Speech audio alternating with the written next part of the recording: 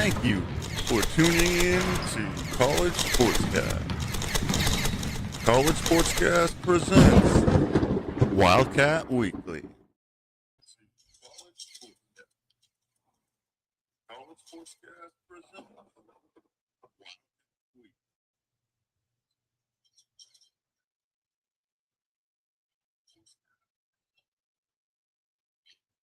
Give us a minute. Brad will be back.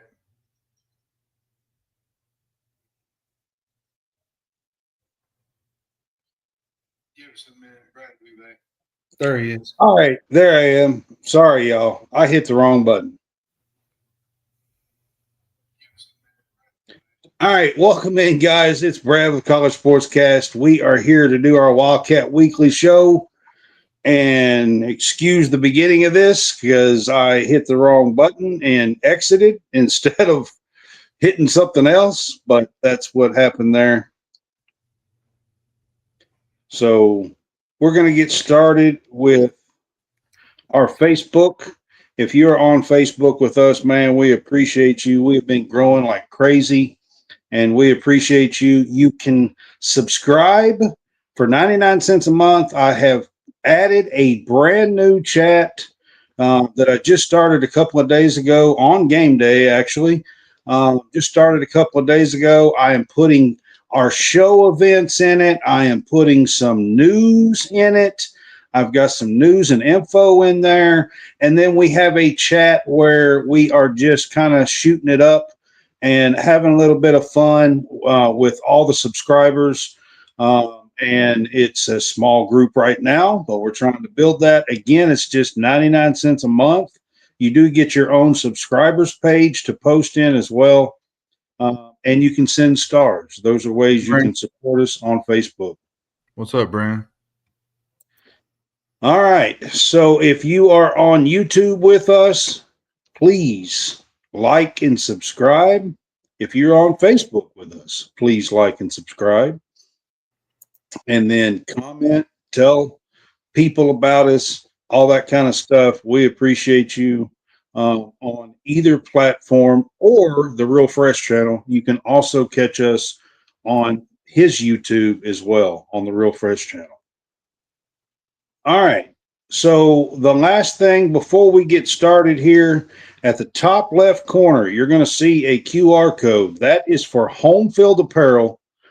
If you are a Kentucky fan and you're here with us tonight, they have a bunch of very cool retro gear that you can get. They got mascots, they got logos, vintage stuff.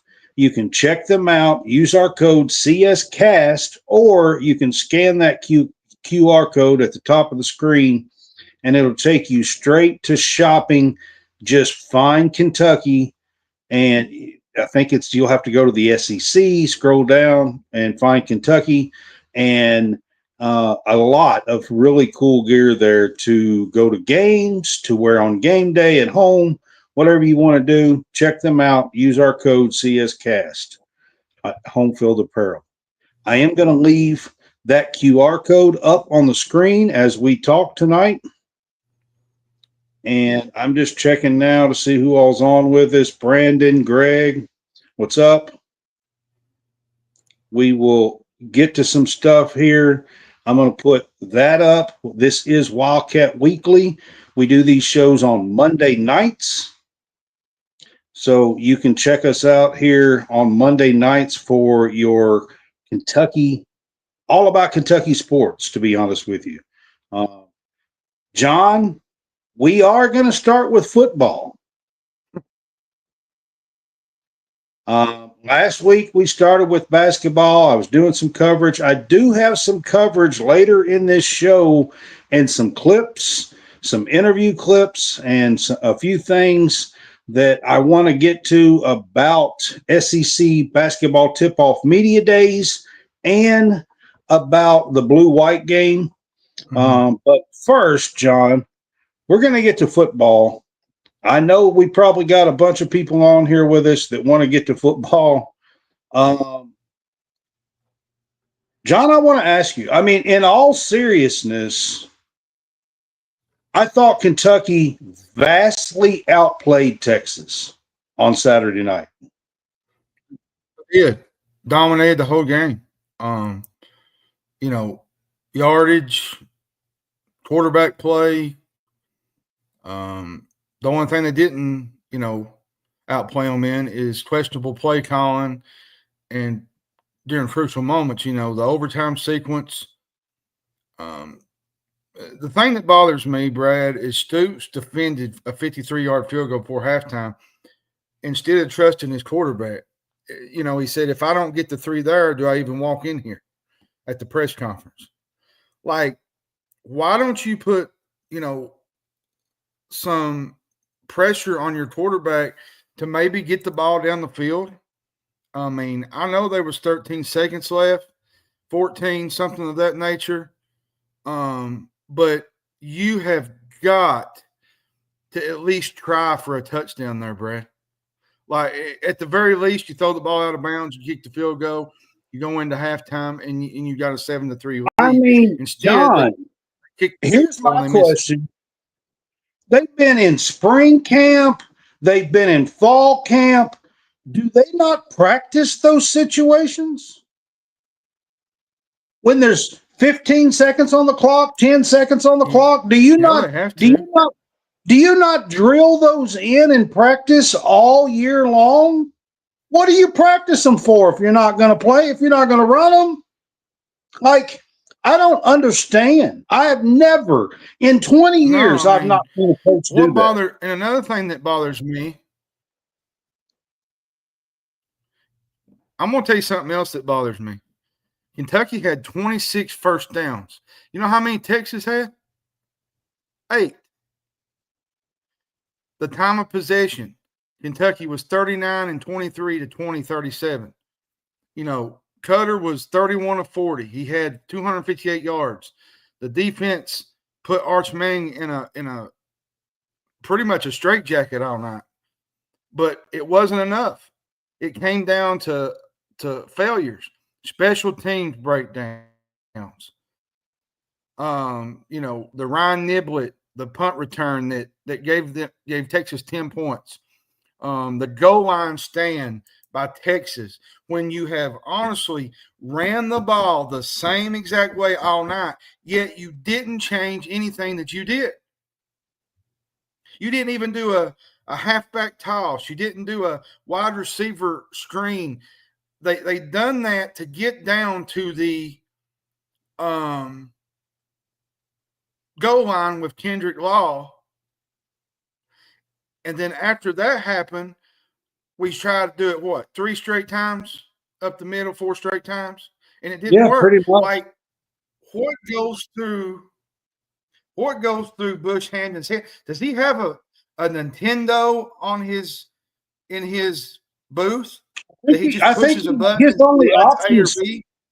Yeah, it's A or B. I think that's his only options up there. Yeah, that's why he's in the booth. I think he's got a Nintendo, old regular Nintendo up there or something, playing Tecmo Bowl. I mean, I'm not sure. I really don't.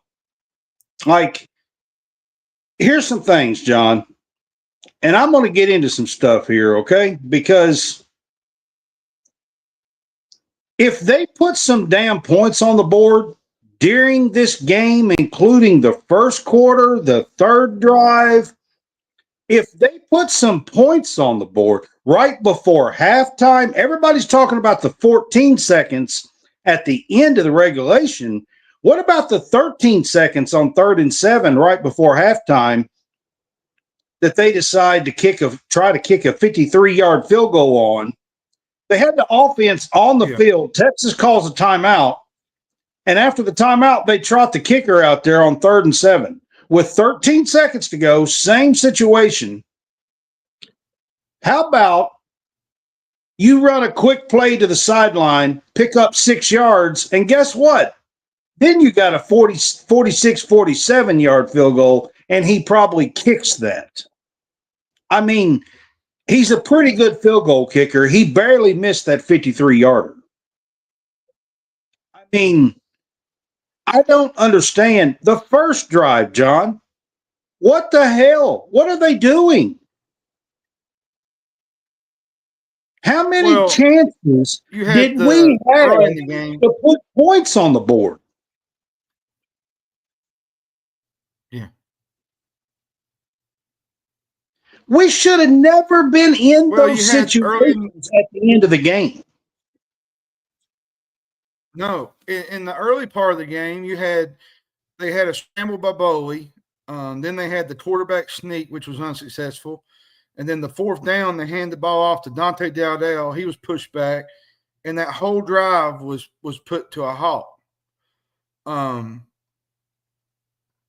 And I feel like, Brad, that there's a point where they're trying not to score.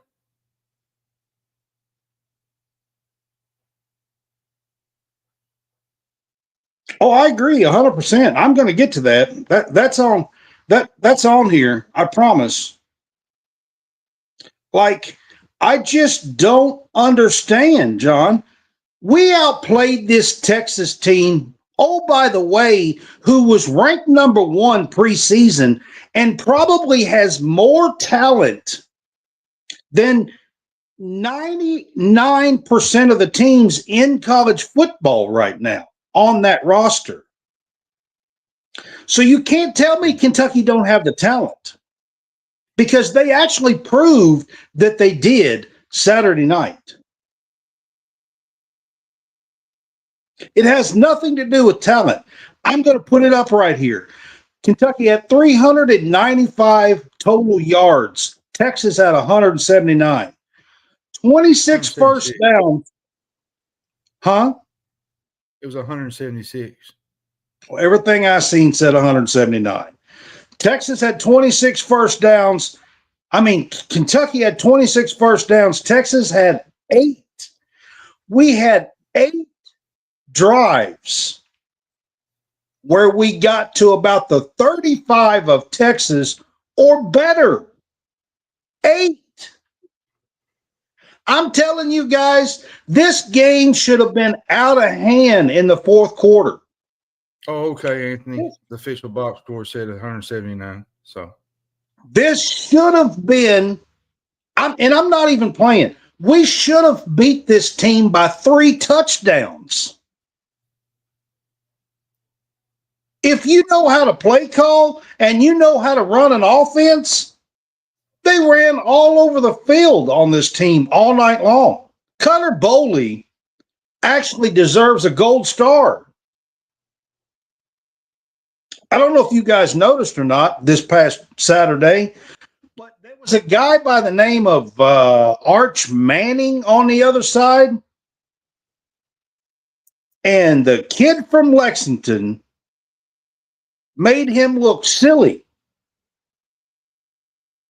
Connor Boley played some ball, 31 of 39, 258 yards, threw the ball all over the field.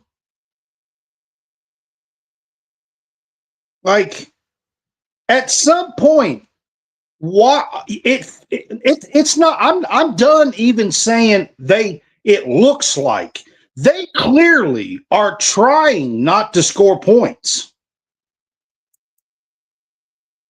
You can't get that close all the time. You get to the 15-yard line and you just turn it over on downs. But when you're at 3rd and 7 with 13 seconds to go, you trot the field goal kicker out for a 53-yarder? Please, somebody, make it make sense. It's absolutely asinine, to be honest with you. It's like they are trying not to score points.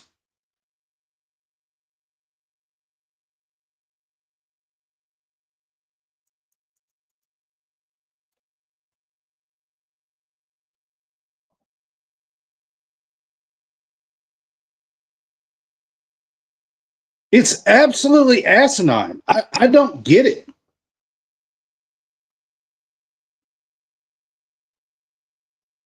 Well, like tonight, I listened to some of the Mark Stoops show, and it just felt like he was going around dodging the question of why they didn't do that, why they didn't kick the field goal. There's no reason Kentucky should have ever even been in that situation. If you put points on the board before halftime, if you kicked a field goal on the first drive, if you put some points on the board in the third drive, if you put some points on the board 2 or 3 other times in the second half, I'm telling you, they look like I'm taking the look like back. They play as if they try not to put points on the board. Between the 10 on one side and the 30 on the other side, they'll run the ball all over the field, pass it around, get 400 yards. But when it comes to scoring points, we're going to take sacks that we shouldn't take. We're going to have false starts. We're going to have illegal formations. We're going to kick field goals on second down. We're going to not run plays with 13 and 14 seconds to go.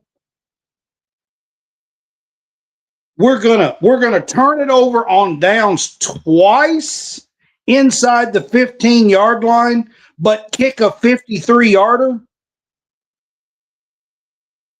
I mean, what in the world is going on up there? Who is making these decisions?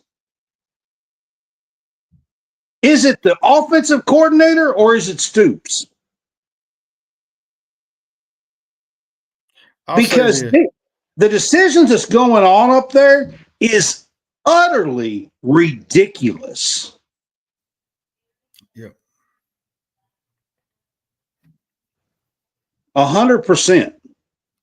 And to add to that, I could probably pick out some people online that play Madden and could call better plays than what Bush Hamden's called.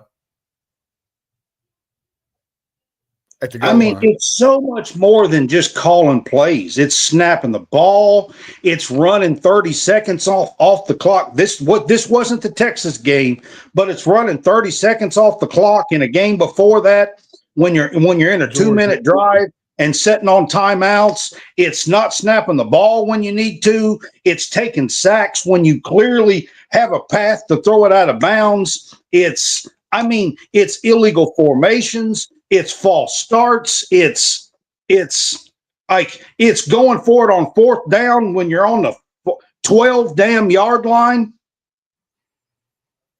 I don't know. This is football. I'm pretty sure you can kick a field goal and score 3 points. There's this thing called an upright. I'm pretty sure you can still do that. Well, and I'll say this. And it don't have to be a 50-yarder. You can actually kick a 22-yard field goal or a 32-yard field goal. And if he kicks that field goal in overtime, we're probably going to a double overtime.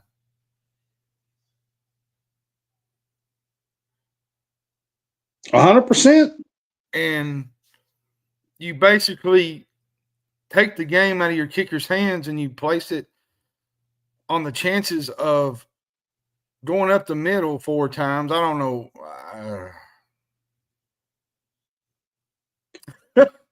Oh, me. Gosh, I am so frustrated watching this. John, I kid you not, I would rather go watch middle school football. I'm pretty sure the play callers would do a better job. The kids would be more functional and know what they're doing than to watch Kentucky play football. You watched that game the other night, John. I'll give you a game that it reminds me so much of. If y'all remember the Georgia game at home last year, where we ran Georgia all over the field and should have won the damn game. Yeah. The game Saturday night was the exact same crap. You know, that's kind of where I'm getting. Like, you could go to a middle school game, pee wee game, and they would be more functional at the goal line than these players. And the coaches would at least have a play drawn to know where they're going and where they're not going. And that's coaching. You can blame players, you can blame this, you can blame that, but it's coaching. Do you see Dan Lanning out here, Kirby Smart doing this kind of thing? Do you see them kicking a field goal on second down with 14 seconds to go?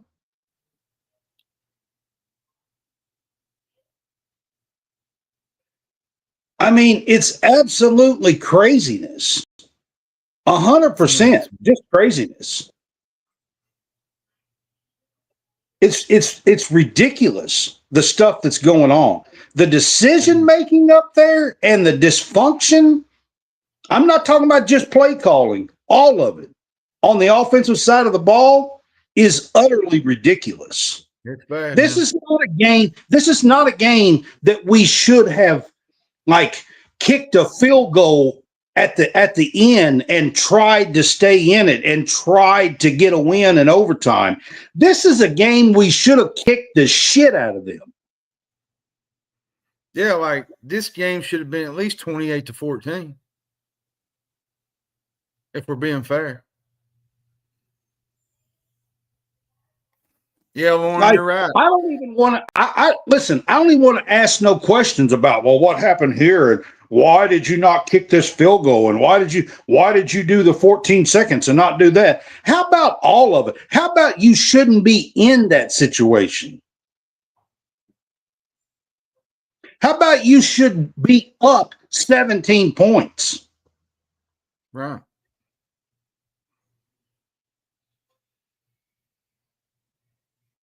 I mean, for real. I just don't understand a bunch of it, what's going on up there. It's absolutely the only thing I can say is they are actually trying not to score enough points. How many games is it, John, that we've been under 13, under 14 in the SEC game?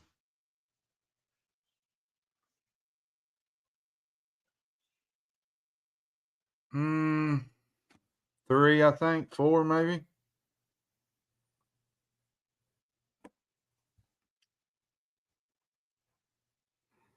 I'm not sure that Bush Hamden has scored above 14 points in an SEC game yet.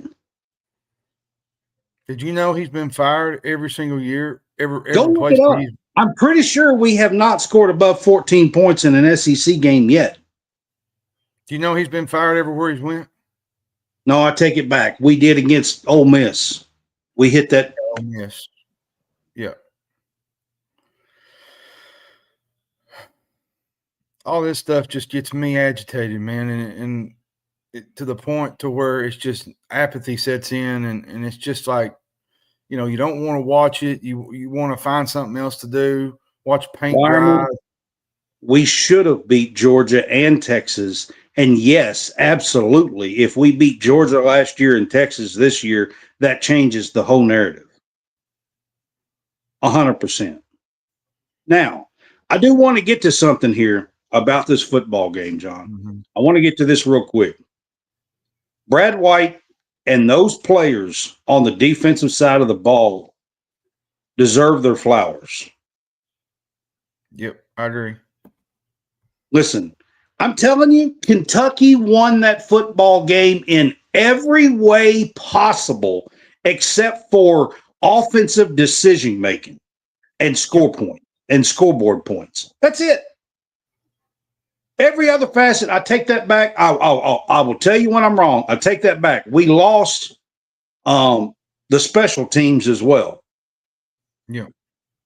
Yeah. Here's the thing, Brad. You know, everybody's probably going to say, well, Brad's White's unit has not played good at all. I agree. They've not. They faced a lot of criticism. But on this night, they was the best unit on the field. Texas managed. I think they only had field goals in the first half, and I think they only had a single touchdown in the entire second half. And they held them to 179 total yards. Props to the defense. That was probably one of the better games that they played all year. Alex Safari, trying to think. Ty Bryan, I thought played good. Now, to be fair, everybody's jumping on him about his, catching the ball on the punt. But one of those. Listen, guys, we held Texas to 179 yards and eight first downs all night long, including in overtime. They didn't get a first down in the overtime. After they had 6 first down at halftime. 6. Yep. That means the entire 2 quarters and the overtime, they had two first downs, and we lost this game. 2. Yeah.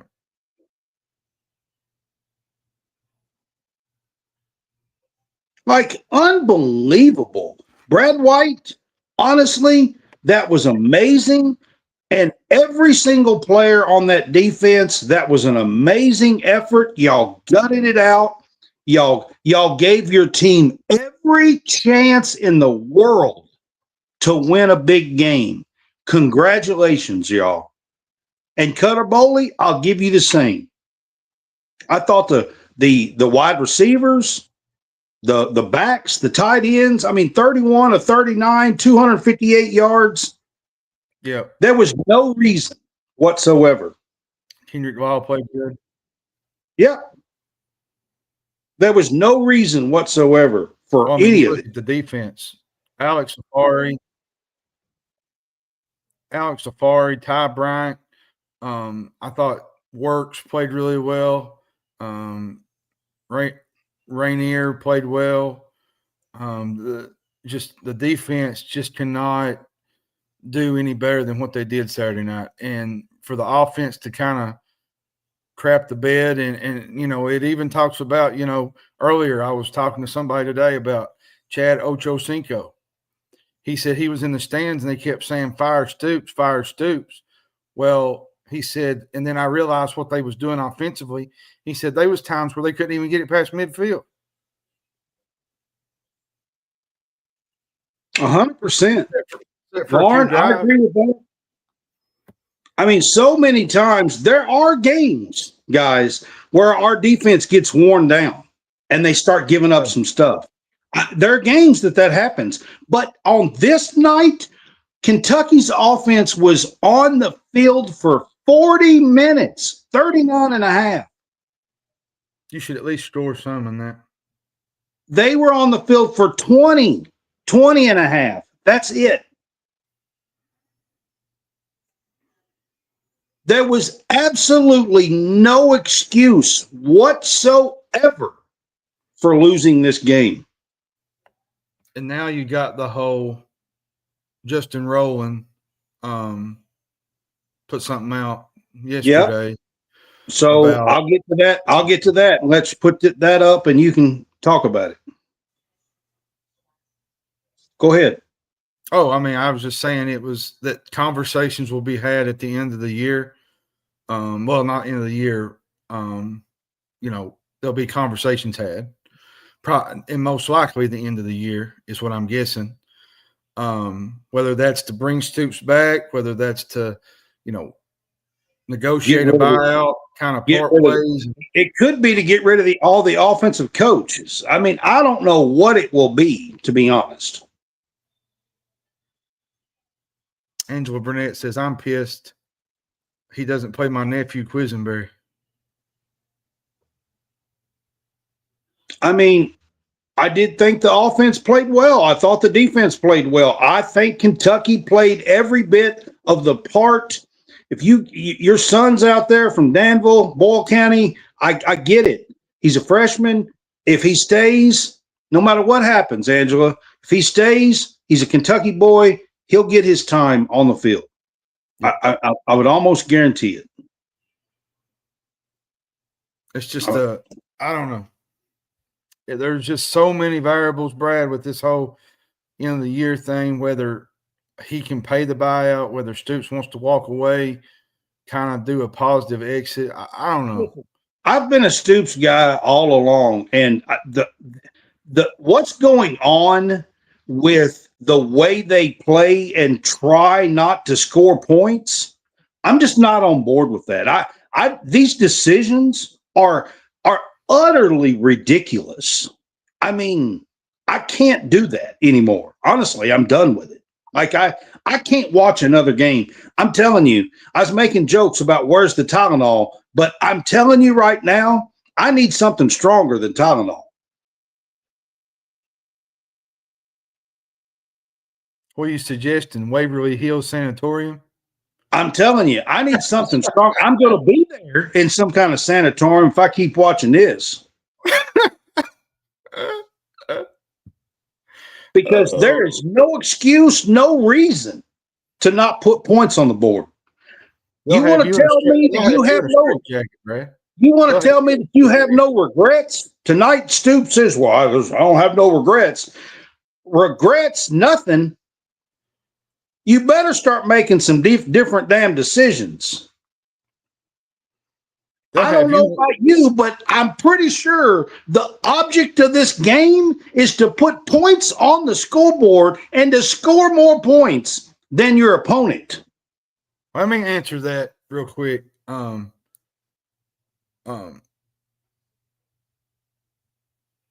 was it? They said something on here. Derek, he said, do you think Stoops sees the right? Well, I'm going to say this. Tonight, I watched a little bit of the Mark Stoops show. He looks completely different than what I should. After an embarrassing loss like that, when you should have won by 3 touchdowns versus a ranked team on your home field with a wild, crazy, sold-out crowd, 61,000 on hand, and you completely outplay them, he should sound a little different. Yeah, I agree. Fans have just reached a point where they've had enough, Brad, and I can't say I blame them. I got to get to one more topic here about football, and then we are moving on and going to basketball. But I got to ask you this, John. There is so many coaches that are getting fired in this cycle, and likely going to be several more at big programs. Hugh Freeze is in trouble at Auburn. Norvell's in trouble at FSU. Fickle's in trouble at Wisconsin. And that's just some that's not been fired. Okay. Mm-hmm. My question to you, should this have been done last year when there wasn't, but like Purdue, North Carolina, Wake Forest, that was the job openings last year. I really think they should have moved on last year because, like you said, now you got all these openings. Like you said, Auburn's going to be probably open, FSU. I mean, you've got Oregon State, Oklahoma State. You've got Florida now. You got Arkansas. You got Penn State. You got Virginia Tech. You got, I mean, there are so many good job openings right now. Is there a chance that Kentucky either has to move on because Stoops leaves, or they do fire him, whatever, work out a deal, or he walks away or whatever? Is there a chance that Kentucky has a big-time trouble finding a coach with all of these jobs open? It's going to be tough because Kentucky's probably going to be down on the list of coaches. But like I said today, there's only probably 2 or 3 guys I would really call. One of those would be Will Stein from Oregon. He would be one. 2 would probably be Morris from North Texas, Eric Morris. I like his offense. I think, he's putting up 30, 40 points a game. That would be a different kind of style for Kentucky in Lexington with the offense because it's been mostly defense. And then you got a guy like I'm trying to think, even John Sumrall. But would John Summerall truly come back, being at Tulane and jumping into the SEC in a tough environment and, trying to recruit and bring players to Kentucky? Because it's a different animal in the SEC. Tulane, you're probably going to get, your normal recruits, but you're probably going to win your conference in that conference. SEC, you're going to have a tough time. You got Alabama, you got Georgia. A totally different animal for recruiting, too. LSU. It's a whole different idea for recruiting. So I think, yes, it's going to be tough, but at the same time, I think Mitch Barnhart would do the right thing and get a good coach in here. I really believe he would go offense this time. I don't think he would go defense. I think you would look at an offensive style coach. I'm going to tell you something. Everybody says John Summerall. In my opinion, Josh, if John Summerall's getting a call from Florida and Kentucky, if he has any sense at all, he's not coming here. If he's getting a call from Florida, Florida, Auburn, Kentucky, and Oklahoma State. I'll say this, and we'll kind of end this. I'm calling Will Stein at the end of the day at Oregon. He's a Louisville guy. I don't know how much that would affect him going to Kentucky. He played at Louisville, quarterback. But his style of play, him being around Dan Lanning, him recruiting at a high level with Dan Lanning, I think you could put some positive stuff on this, and it could change a little bit of the momentum in Lexington and the attitude, especially offensively. Listen, I'm going to say this, and I know people are thinking, well, the defense. Listen, if you can score 30 points a game, 28 points a game, you can figure out the defense later. You can find a good defensive coordinator to kind of put their scheme and schematics in, but you have got to score points in the SEC if you're going to win. You're not going to score 13 points in the SEC and expect to win football games. I agree with you, Jacob. I agree with you on that. He says, do not say Mitch Barnhart will do anything right. I agree with that. But I think coming where the fans are coming from, where the donors are at, where the boosters are at, I think he would hit this higher. I do. Because now they're in a bad spot. Mitch Barnhart hit the higher with Stoops to start with. He also hit the higher with Pope. He hit the higher with John Calipari. I mean, I don't get the fans that I get he's old school. He's old school. But at the same time, I think he would hit on a good. Did he not hit the higher with Pope when everybody said that it was terrible? The first 24 hours after Pope was hired, every Kentucky fan in the world was complaining about it. Yeah, I don't see that now. I was one of them. No, I would not promote Brad White. No, I would not. Brad White, I think, to be honest with you, I'm just going to give you, if there is a move on here, I think Brad White goes back to the NFL as a defensive coordinator. He was at the Colts for 5 years before he was here. I think he goes back to the NFL. That's what I think, but that's just my opinion. All right, guys, we are going to move on from football topics. I've got a lot of stuff here to talk about for basketball. So the blue-white game was Friday night, and I was there, and I just want to do a little bit of talking about this. The first thing I want to talk about, John, is these questions. And the first one is what did we learn about the men's team? And I'll let you go on that, and then I'll chime in, and then we'll do the women's.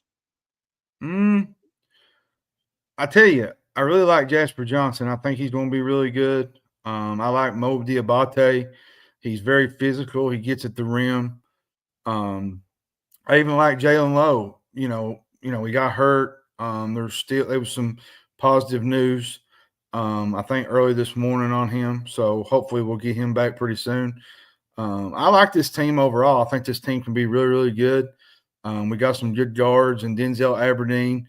I think our inside game, once Jaden Quainitz comes back, I think he's going to be a force in the paint. I'm going to tell you something that a lot of people probably ain't thinking. The two most key factors in this whole team, I think, is Otega Owe and Jaden Quaintance. Because Otega Owe is going to be your main guy, so to speak, but Jaden is going to be your, driver in the paint. He's going to be your guy that blocks shots. He's going to rebound the ball. He's going to be your, guy that gets in the paint and just muscles up with people. And I think him and Otega is going to kind of, make this team what they are. And if they don't make this team what they are, I don't think this team can go very far. I think both of these are going to have big years. I thought Reese did play pretty good, Clyde, to be honest with you. When he was in there, come in, had a good dunk, scored 4 points, got a couple of rebounds. I thought Reese played good, to be honest. All right, here's what I want to talk about with the blue-white game for me, okay? They split our team up into 2 groups. Yep. The blue and the white. The blue team played pretty good. The blue team was Denzel Aberdeen, Jasper Johnson, Yelovich was on there, Owe was on there. I'm missing somebody. There was 6 that mainly played. Was it Garrison? No, it wasn't Garrison. Was it what's the one from BYU? It was Malachi. It was Malachi. I'm sorry. It was Malachi Marino. That's who it was. All right. The blue team, with those 6, they put up 35 points. They had 15 fast break points. They were 8 of 14. Malachi had 9 rebounds. He was all over the glass in 20 minutes. Approximately 19 or 20 minutes is what they played. And the blue team, I thought, looked good. The white team the other night absolutely did not. They were 1 of 12 from three-point line. They had zero fast break points. They just did not gel. Finally, towards the end, after Lowe went down, Mo Diabate kind of picked up the slack and was driving and got a dunk and a couple of good moves on the inside and wound up with 8 points. And they made it look respectable. But if it hadn't been for that, the blue team might have won this thing 35-16. I mean, Jalen Lowe looked pretty good while he was out there, and we will get to more with Lowe on the injury here a bit later. I've got another topic. Before the injury, Lowe looked pretty good. I think he was 3 of 6 from the floor, had 9 points.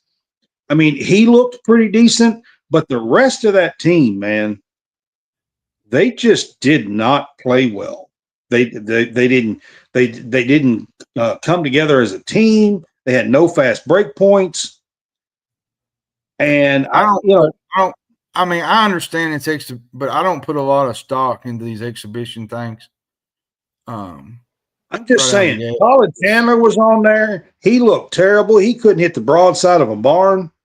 He looked like he was shooting a triangle.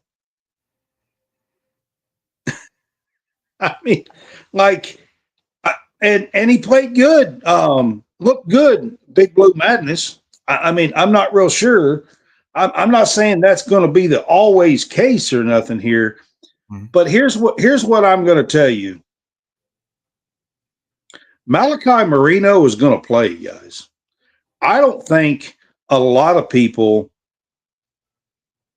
6 months ago thought Malachi Marino was going to get a lot of playing time, maybe even 3 months ago. But he was by far the biggest, most physical guy on the floor. Now, Jaden Quaintance was not out there. He's probably going to be a couple of weeks. So I'm not saying, we haven't seen him yet, and Jaden Quaintance is a beast and going to be a beast. But Malachi Marino is going to play. You can't keep a guy off. the board. If you can't keep him off the boards, he's going to have to be out there. He was very active, diving after loose balls under the basket with tip arounds, saving plays. I mean, he had 4 points, 9 rebounds. I thought he looked really well. In my opinion, I think he's going to be a top 6 or 8 guy. Yeah, I do. Honestly, he's going to play quite a bit. I thought Aberdeen looked pretty decent. Noah hit 2 threes, but I'll tell you another guy that I 100% want to talk about. Yelovich is going to play some ball on this team. Yep, he's going to be good. He looked really well, hit 2 threes, finished with the dunk at the end, had 4 rebounds. He's big. He's 6'11", can shoot the ball, very active, had like I said, had 4 rebounds. Some names, Jasper Johnson on the blue team. All these guys were on the blue team. Jasper Johnson played the part. He looked calm, cool, collective, driving, dishing, scoring, floaters, hit a 3. I was really impressed. Those were the guys that I was impressed with the most, to be honest. Yeah, and, Yelovich, I was saying this probably back in the summer. I said I wouldn't be shocked if he's in the starting lineup by mid-December. Maybe even before then, past November, even Thanksgiving. So I think they're going to be fine. They got a big game this week. Everybody's excited about it. They play Purdue Friday night. Kind of excited about it, Brad. You get to play the preseason number 1 team in the country in the exhibition, see where you are as a team. And Pope even said it best. He said, you're going to see things that make your head go, woo, woo. And then there are going to be some things that make you say, wow, I didn't think we could do that, But at the same time, it's a nice test for us to get to play Purdue in Rupp Arena. Then we play Georgetown. And then the season pretty much gets wrapped up probably about a week or so after that, which is unusual because we got Louisville coming up, which is weird to me that we play them right out of the gate. And I'm not a huge fan of it. I usually like it around Christmas, but it is what it is, schedule makers. But big week for Big Blue. Even the women's side, it's a big week for them as well. All right. So before we move on and get into other things here, I got 2 clips here from the post-game press conference. This first one is Pope is talking here a little bit about this team's difference from last year. We're coming around. That's a process. I think it's something we're increasingly getting a feel for. I think this team has the potential to be just an elite level cutting team. One of the things that's going to be interesting to us is we're so much more capable of actually beating people off the bounce than we were last year. That actually balancing that out is going to be really important. Last year, we didn't have a lot of guys that could beat anybody off the bounce, and so it was just natural that we'd flow into our second side into kind of this elite level cutting train.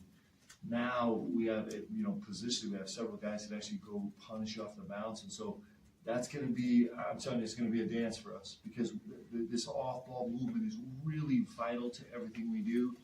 We do have a new skill set, and so integrating those together is going to be fun. It's going to be fun to figure out. So that was Pope talking about kind of the differences between this team and last year's team. And then this next clip is him talking about Yelovich. He's made huge strides in the last 2 weeks. So I'm excited about his trajectory. And he's making the game a little bit simpler, which is really important for him. He brings a unique physicality to the game that I think can really be important for us. So we're expecting big things from him. Just a couple of quick clips that I picked up there in the press conference after the blue-white game from Mark Pope that I thought was interesting. Anything interesting there, John, that you want to add to? just out of those? Not really. All right, so we'll move on. We're going to go to the women's side of the ball. What did we learn about this women's team at Blue White game the other night? What do you think you learned about them? Tony Morgan's going to be really good. Definitely. Really good. 100%. She can get to the rim. She's got a quick twitch. Nobody can stay in front of her. She's good at drawing fouls, getting to the free throw line. 100%. She's going to be good. Key's going to be really good for us. Gilpin's going to be really good for us. I think, to me, she's probably going to come off the bench. But I think she's going to be a big plus for us. I think she'll probably get – I'm even going to say she probably gets 15, 16 minutes a night. She was really good at Western. I thought she played really well at times last year. This whole team as a whole is going to be really, really good. They got some tests early. They got some tough games, but Kenny Brooks don't shy away from it. He's been there. He's been in the Final Four.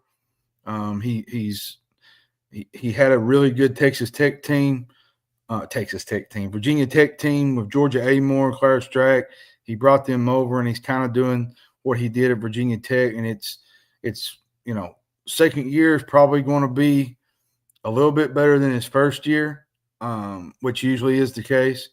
But I think the bench play is going to be a major key and change from last year, because last year we just did not get a lot of production off the bench.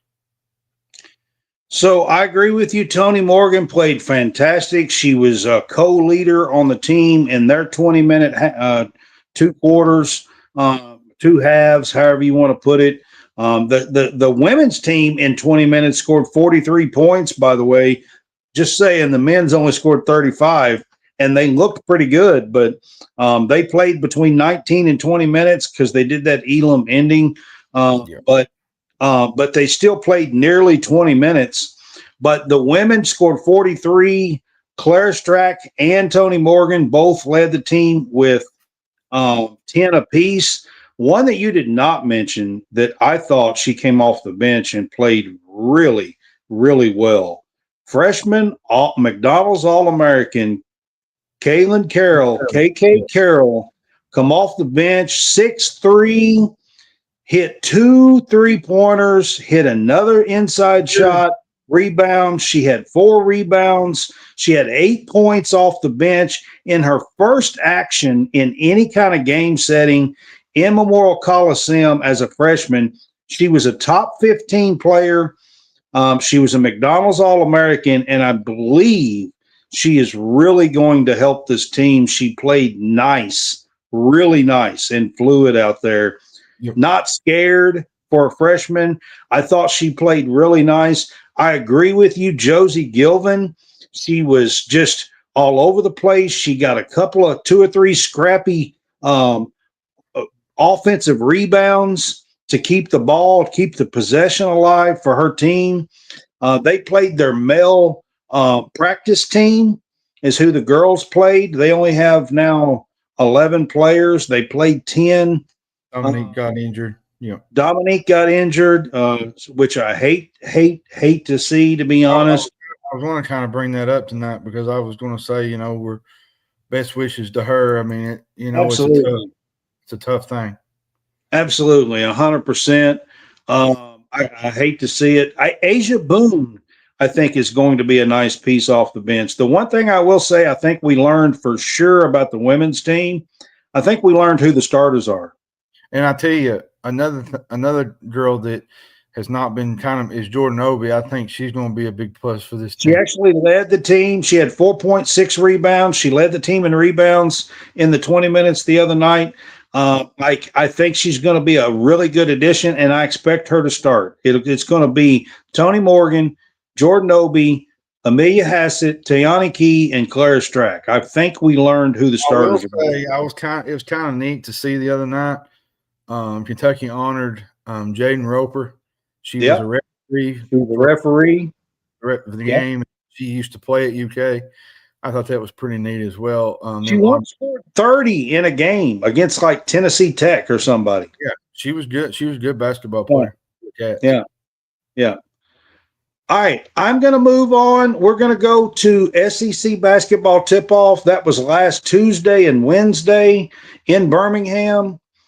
I'm not going to spend a lot of time on this, but I do have several clips here that I want to show you guys. This is from the players. I want to show you some player clips. This first one is from Jalen Lowe. And he is either talking about Yelovich or Jasper Johnson. I'm not sure which order I put these in, but it's going to be either about Yelovich or Jasper Johnson. I think he'll bring, can you notice like the European flair to his game as well? Is it prevalent? Yeah, definitely. You can just tell by the way that he plays. He's got a great feel for the game, that European touch. You know, I've seen him really blossom, especially these last 2 weeks. He's put together a lot of great practices. He's starting to, finally feel in control a little bit more, just getting accustomed to everything, just being here for, not too long. So, he's doing really good. He's on the right track. We're excited to have him because he brings a lot of, kind of like flavor that not a lot of other players have. Is he catching up with the team a little bit? Oh, yeah, for sure.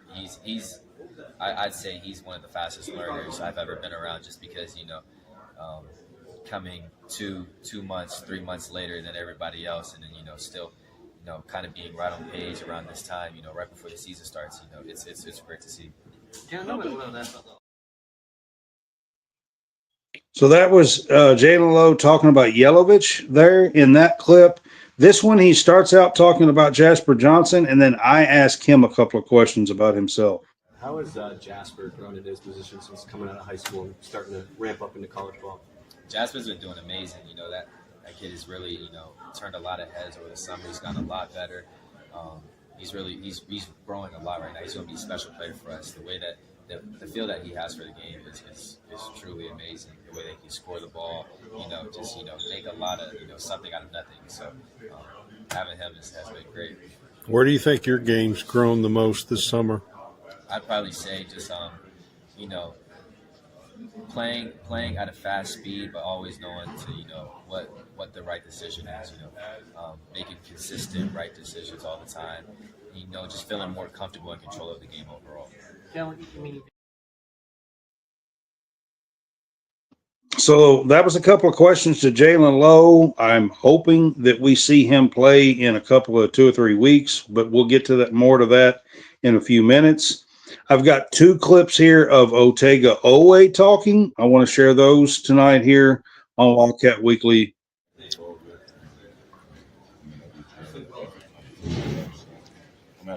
When was your first day fully back? What's today? Tuesday. Yesterday. Okay. He said they were kind of all holding their breath as you took off down the court. Were you thinking about that at all, or maybe after the fact, or how am I going to feel when I wake up the next morning? Not at all. I was a little sore this morning, but I was just happy to be there. They did a couple of scrimmages and practice the other day, and just being able to compete with the guys, because it's kind of like a coach and the group is so competitive and full of energy. So obviously watching from the sideline, it was entertaining, but now being a part of it. My understanding, you may have.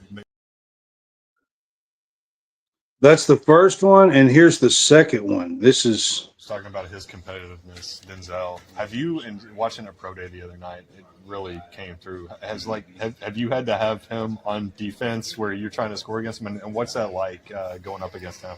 Yeah, it's great. I feel like in our practices, it's really hard to score. Although I still get a bucket, but I feel like it really prepares you for the games because it makes it easier. We're guarding so hard, so physical that we get to the game, it's gonna be way easier. We're not really calling as much fouls in practice, so we really have to grind it out. But going against those guys is getting you way better. Getting you more prepared for it.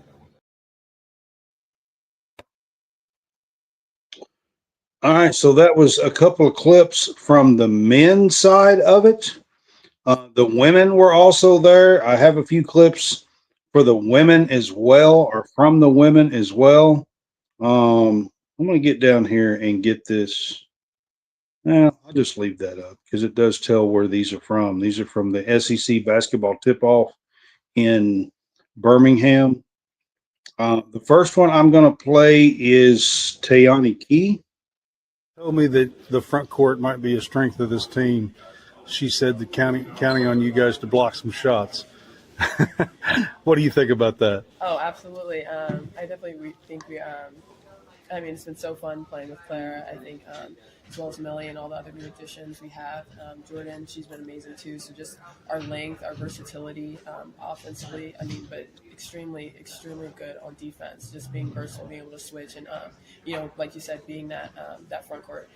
Protecting that rim. Especially with all of our good guards. I mean, they can guard, but I mean, that having us back there really allows them to push up more and really be more aggressive because they trust that we got their back and we do. In the summer media day, you told me that you were chasing rings this year. Is that still the case? Absolutely. Absolutely. What about So that was Tayani Key. And this one is Tony Morgan. Coach Brooks that made you decide Kentucky was the place to be? When I see Coach Brooks, I saw a vision, the vision he had for me and his team, and I knew that's something I wanted to be a part of. So I knew this was the place for me. How was Big Blue Madness? It was incredible, unbelievable. It's something that everybody should be a part of. It's just different. The atmosphere, Big Blue Nation is amazing. So. Being out in front of the crowd, doing the skills challenge, did it feel different? I mean, yeah, 24,000 people watching you. It felt different, but it was fun. It was a great time. And the SEC here doing this today, is this any different than anything you've done before? Or because you've been in the ACC, so. Slightly, the setup is a little different, but, talking to the media is always fun. So what do you think will be the team's? So that was a little clip from Tony Morgan. And then I have two short clips, about 20 seconds of Claire Strack. It feels like the depth of this team is going to be a little bit more relevant than last season. Just how do you think that'll help you and the front court specifically, maybe get y'all a little bit more rest, or if foul trouble comes up, does it help you play differently when you have more depth? I think for sure. I think when you know you have more rest in a game or someone coming in to get you, I think that it makes you able to play harder in that little time you have.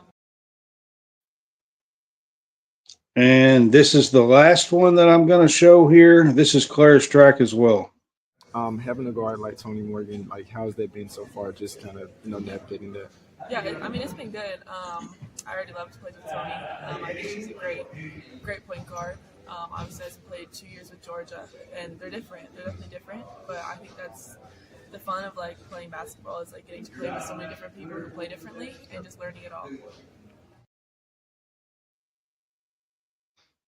All right, so those are some clips from SEC basketball tip-off in Birmingham. That's basically the football media days. This is the basketball version of it. And I thought it was interesting, some of the comments that they made about their teammates. I mean, she was talking about Tony Morgan there.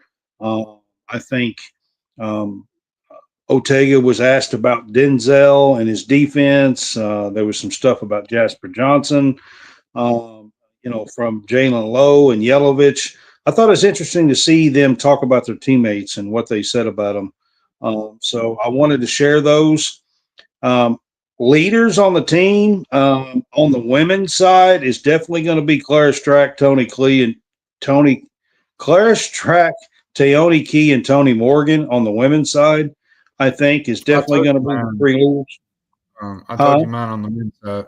I said I told them mine on the men's side was probably going to be Ortega, Jaden Quainance, and maybe Lowe when he gets back from his injury. Yeah, I agree with that.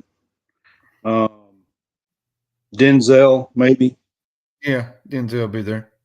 Yeah, maybe Denzel as well because he did win a championship last year. All right, John, let's get to Jalen Lowe's shoulder injury. I want to say this, man. Kentucky has dealt with shoulder injuries from point guards for way too long, it seems like. Butler last year had all these issues. And it just seems like there's been another one or two. It seems like I'm not even going to bring up names, but there's been another one or two that had some shoulder issues, I think, and something's going on in that water up there, or something for all these point guards to get shoulder injuries. But I will say this: he did the MRI. The MRI was negative. It did slightly pop out of place, but I'm hearing it's going to be 3 to 4 weeks, more than likely. Yeah, so it's nothing major. Maybe No surgery. maybe the Louisville game. So, best wishes I to Jalen Lowe. I look for the Louisville game or the Michigan State game. That's two big games early, November the 11th or November 18th. One of them's a week later. If he can't get back for one, I kind of got a feeling he'd be back for the other, to be honest with you. So maybe not miss too many games. Yeah, best wishes to him. It could have been a lot worse with the way he landed. So hopefully he can just regroup and get the ice and the treatment that he needs, and he can get back on the floor and get ready to play. Guys, I love the comments, the back and forth. You can have your takes and whatever. I mean, I appreciate you guys being on here, to be honest, and being with us tonight. I do want to get that across, to be honest with you. So we're going to move on from that. John's already brought this up, but here at the end, I had this as a topic. Kentucky does play number 1 Purdue in Rupp on Friday night in an exhibition game. This is something brand new. This is a first for Kentucky basketball to be able to play the number 1 team in the country when it doesn't count. And they're coming to your house. My question to you is this: how did we get Purdue to come here? That's a good question. For an exhibition when they knew, everybody knew they were going to be the preseason number 1 team. Good question. I mean, that's I'm just saying. Like, did we bribe Matt Painter? Can't even say his name. Matt Painter or what? I guess. How did we get the number 1 team to come here? That's a topic for another night, man. They're fighting in the comment section. It's talking about Pope, and I don't want to get into that tonight because that's. Yeah, man. Look, I don't really have a major opinion yet on Pope. I don't know how anybody could. He's coached 1 year. He had a bunch of injuries. He got to the Sweet 16. I think it's still up in the air, to be honest with you. I think he's recruiting. I think he's recruiting a heck of a lot better than anybody ever thought and gave him credit for. Yeah. I will say that. Now, if he gets Tyron Stokes, that changes the whole dynamic of things. I think he's recruiting a heck of a lot better than anybody was going to give him credit for. I will say that. Now, how it all turns out on the floor, let's give the man a couple of more years. I have no idea.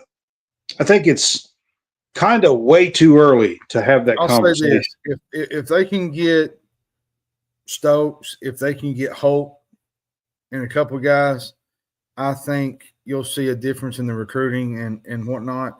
Just getting that one top guy just kind of opens the door for other guys to come down the road. And I think you get a guy like Stokes. That's, I don't really know the story on him. I heard he's back and forth. I don't know. But if he comes to Kentucky, I think that kind of changes things with the way Pope recruits. Oh, I agree with you 100%. All right. I want to get to a couple of more quick topics, John. I got to talk about them here. Kentucky Volleyball won a 5-set match, improved to 7-0 against Florida, who was preseason ranked. Florida is always a pretty good volleyball team down there.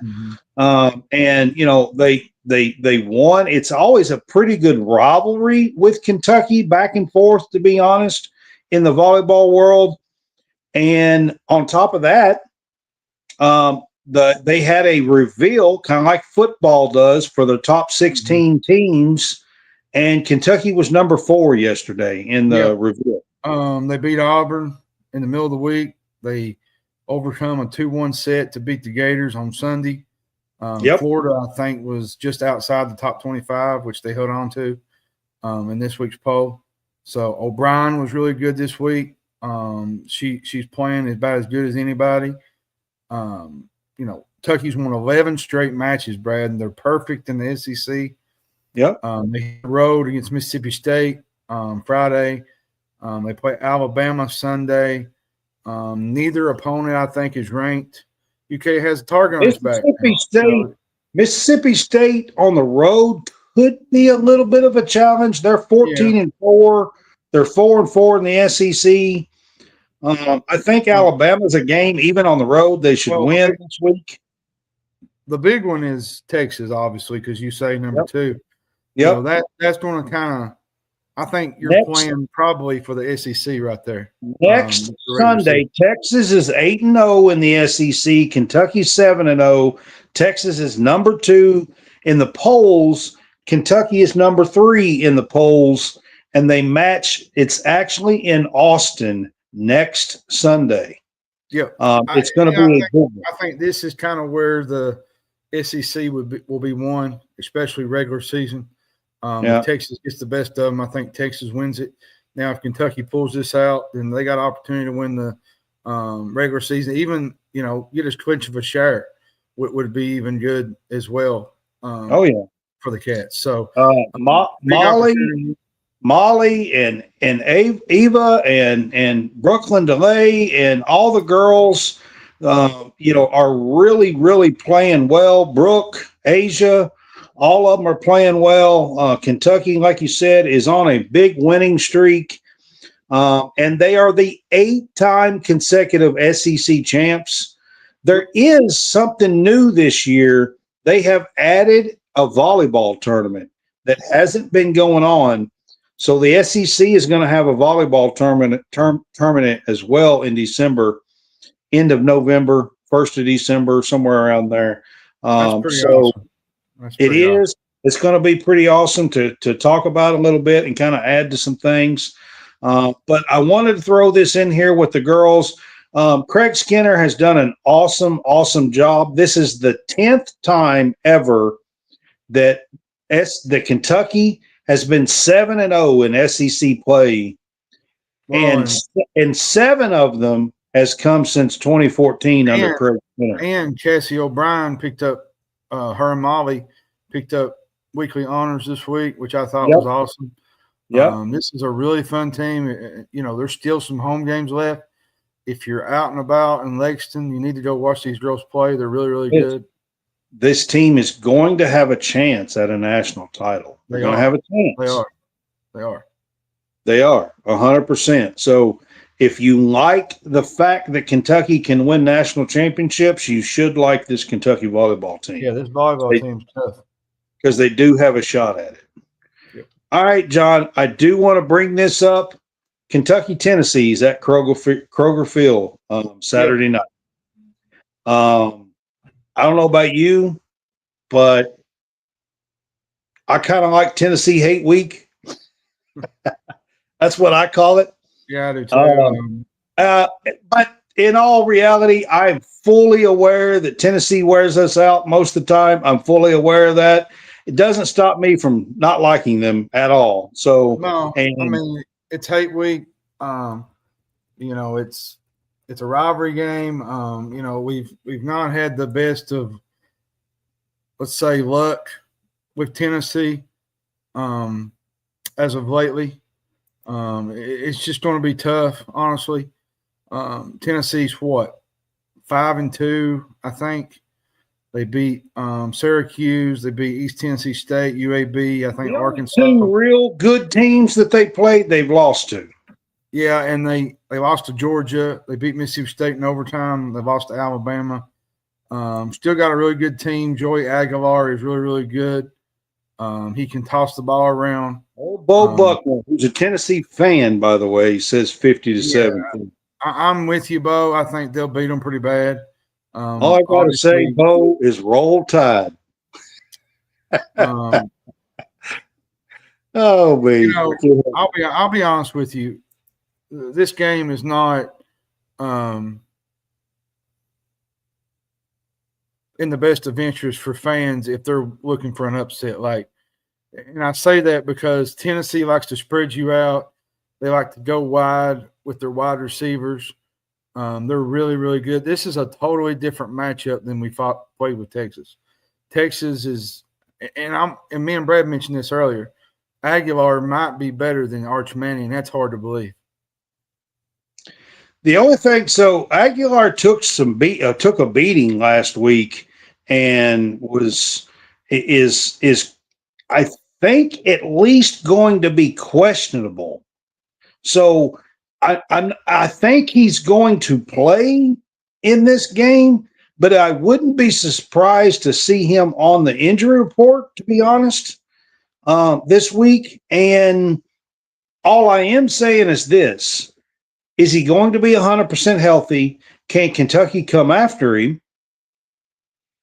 Just to be honest, that would be my game plan. But Brad White is usually pretty good on the defensive side of the ball with stuff like that. I thought they did that really well against Arch Manning this past week. And a little different with Tennessee, how they wide out with the receivers. They spread you out to the point that you don't know where the ball's going. They're throwing it all over the place, and it's going to be a tough game. This is just a game, guys. For me, I don't care what's going on. This is a game I look forward to, no matter if we win or lose. I used to go to this game when I was a kid. My dad had season tickets, and almost every year in the 80s, I went to this game if it was in Lexington. Or every other year, I went to this game when it was in Lexington. This game really has meant a lot to me over the years, just to be honest with you. And I know a lot about the history of this game. There is a true rivalry here, and I can't not pay attention to this game. I just can't do it. No matter. And I'll say this. He said, if we lose out, Stoops will be gone. Listen, they're going to be lucky to win one more game. Let's just be real here. Well, Florida just fired their coach. Auburn might fire their coach before we play them. I mean, I think there's a couple of opportunities, but I'm not sure. Me neither. With what's going on right now. I mean, look, we completely outplayed Texas. There's no reason that we can't win some of these games. No reason. I keep saying it. Yeah. So, with that said, guys, we are going to wrap this up.